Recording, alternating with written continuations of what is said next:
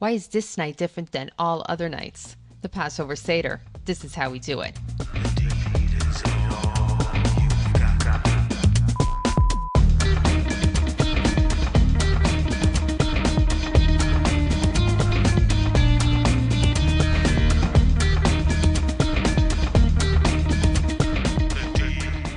Today we are going to continue with the Seder. We are now ready to eat the different foods that are eaten during the Seder. So we begin by rachza, which means washing the hands. Again, the ritual washing of the hands, because we're going to be eating the matzah now. Matzah is a form of bread, and we wash our hands before we eat bread and make the blessing, Baruch atah, asher kedishanu b'mitzvotav v'tzivanu al netilat yadayim, was commanded us to wash our hands before we eat the bread. We will then go to motzi, which is the hamotzi. We will hold the top, bottom, and middle matzah, all three matzahs. Two of them are still complete. The middle one is broken. And we make the blessing hamotzi, lechem min haaretz, the blessing that we make before we eat bread or matzah. We then drop the bottom matzah and we hold the top two, the Kohen and the Levi, the whole one and the broken one.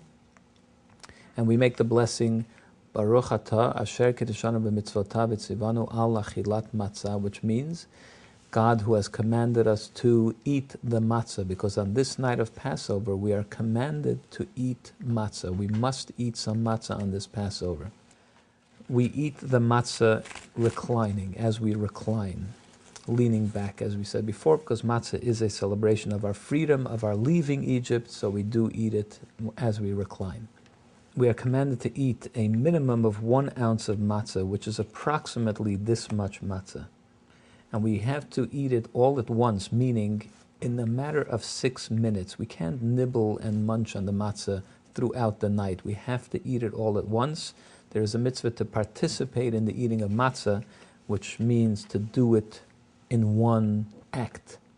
Now that we finished with the matzah, we're now going to go on to the maror, the bitter herbs. So we eat at least an ounce of maror, which would be approximately 2 leaves worth of romaine lettuce, or an ounce of horseradish, or a mixture of the two, which is what we do. We take a mixture of the two.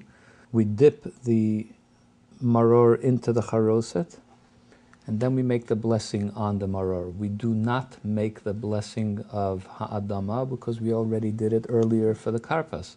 But we do make the blessing, Baruch atah Hashem Elokeinu melech haolam, who sanctified us with his mitzvahs and commanded us to eat maror. And then we eat the maror, but we do not recline as we eat the maror.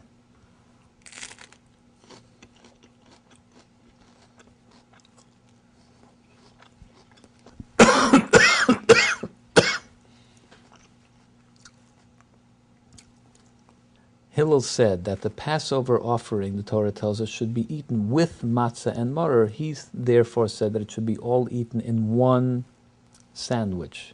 So he would make the sandwich. We, of course, do not have the Passover offering, so we make a sandwich of the matzah and the maror. For this we use the bottom matzah, the one which we have not yet used. We break at least approximately a half a matzah, about an ounce of matzah. We break it into 2 pieces. We take the bitter herbs, dip them into the charoset, place them between the pieces of matzah.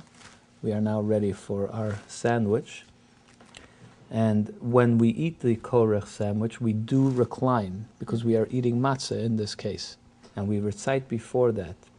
So did Hillel in the time of the temple. He would wrap the Passover offering together with matzah and maror and eat it all together, because the Torah says it shall be eaten, it meaning the Passover offering shall be eaten with matzah and maror.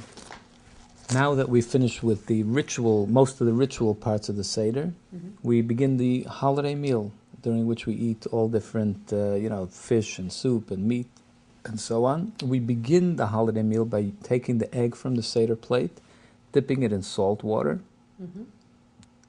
and eating it.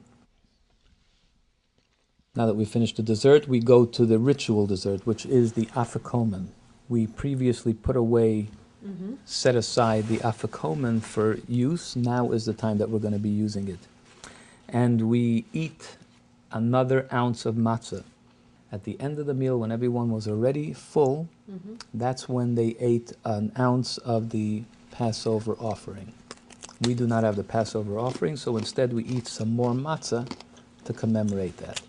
The afikomen is the final food that we eat on Passover night. We do not eat anything after the afikomen. That's why it's called the dessert, so that the taste of the matzah, or the Passover offering as it was back in the temple, remained in our mouths all night.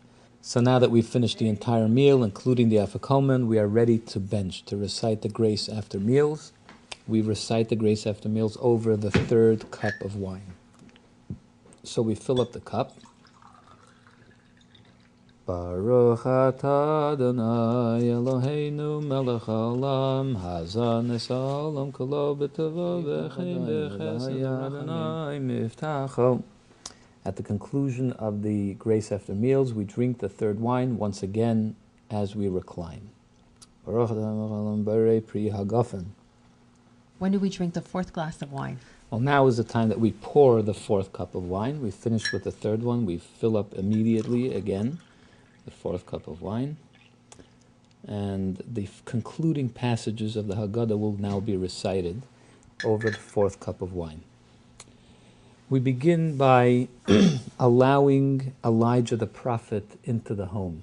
It's a tradition, a Jewish tradition, that Elijah the prophet visits every single home on the Seder night. We fill up a cup specially in his honor. An additional cup of wine is set in the middle of the table. We take a candle,